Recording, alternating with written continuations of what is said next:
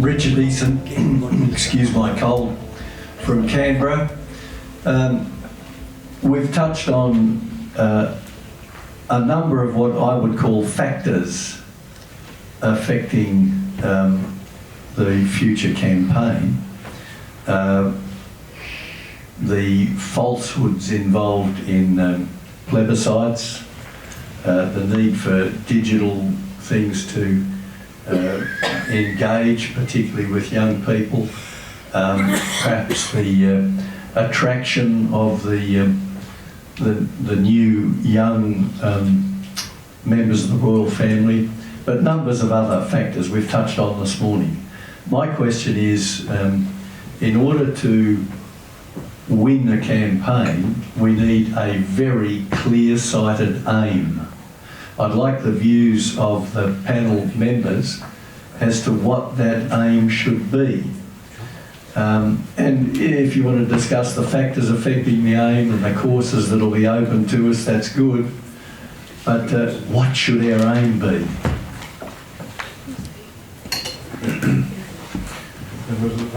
Well, just while we're waiting for somebody more qualified, but the only thing I would say, on the one hand, I would say it depends what the proposition is that we are being offered. And there's obviously a range of different ways that the Republicans could attack the question. And, you know, my approach will be, my response will depend a bit on what question we're being asked. But I also say, which sort of goes to more of a philosophical question which you're asking, is that I think nothing exists in stasis. There is no equilibrium. We are either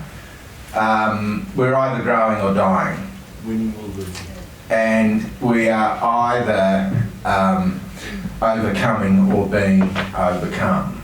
And I think there is a very strong argument. I mean, David is saying, you know, we need to renew the study of history in schools as a sort of foil, if you like, to provide ballast from whatever the latest fad is. And I suspect Conservatives have spent most of the last 25 years, in my opinion, sort of sandbag trying to hold a position against assault.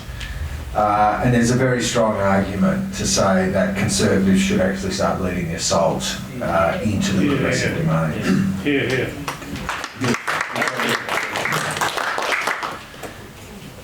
Just to get technical now on strategy. The first thing you do when you design a strategy is set your intention. It comprises three parts: purpose, method, end state. The first part you must focus on is your end state. Method reveals itself, even purpose will reveal itself. End state is everything. And what Ross has just addressed is exactly correct, because I've been struggling with various versions of this, purpose, method, end state. Is our purpose to retain Australia as a constitutional monarchy? If so, what is the method and what does our end state look like? But that seems very short and tactically focused. And Ross has hit the nail on the head. Our end state, for your consideration, should comprise various elements.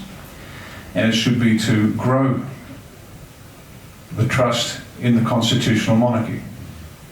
So when people do that, they trust it. It's hard. And there are some subordinate parts, but then it starts to speak to the method. I'm going to give you an example. I'd like to save the ABC by sacking the staff. So what we do is, here's a potential, we just dive into a part of the end state, which is to increase the trust in the constitutional monarchy. $1 billion a year, cut off 250 million, put that straight back in a consolidated revenue. Take another 250 million, put that into the rural area where it provides services that no commercial network will cover. The other $500 million a year goes to producing historically accurate, compelling, and high-quality TV shows and movies which are set at a primary, secondary, and tertiary level, which is then sent through the ABC pipes all around the country.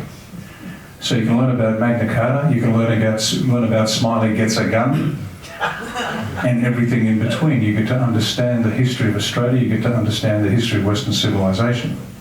And these contribute to degree qualifying courses. For example, And we also get to wedge the artists by saying we'll support the film industry. The point is, there are many things we must do at a very deep level in order to have longevity in this business. We don't want to turn up every so often when there's another attack. Yes. So rather than being sandbagged, as Ross has said, we build a citadel that is beyond assault, like a crusader castle that can withstand the assault if it ever comes. But to the point where we raise trust in the constitutional monarchy, so to question it almost becomes absurd. And kids can understand where they come from and why they are the way they are and why the country is the way it is. And why we have one of the most tolerant, peaceful and open countries that will never start a fight. But if somebody else wants to start it, we can certainly finish it and finish it on top.